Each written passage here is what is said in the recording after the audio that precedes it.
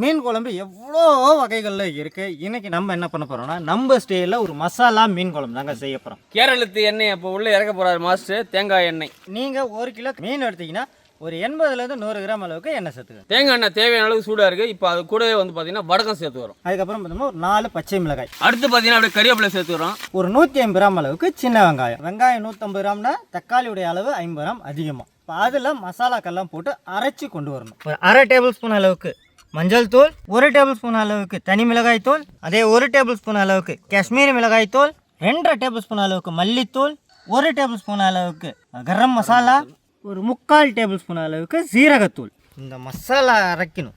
அதுதான் மசாலா மீன் குழம்பு. இது நம்ம ஸ்டைலுங்க.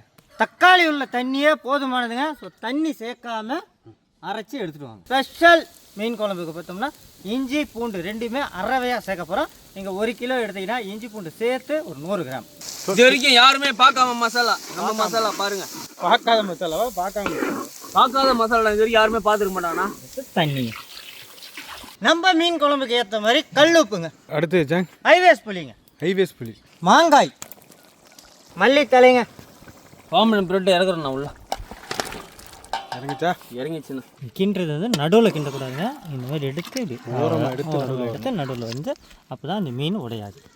நம்மளுடைய மசாலா தானே, மசாலா தான் டாப்ல இருக்குது. மசாலா போட்டு சும்மா செஞ்சாரு. நம்மளுடைய கட்டுறது கையில் மசாலா போட்டு செஞ்சதெல்லாம் சும்மா அட்டகாசமாக அற்புதமாக சும்மா தரமாக இருக்குண்ணா. அப்படியே அல்டிமேட்டாக இருக்கு.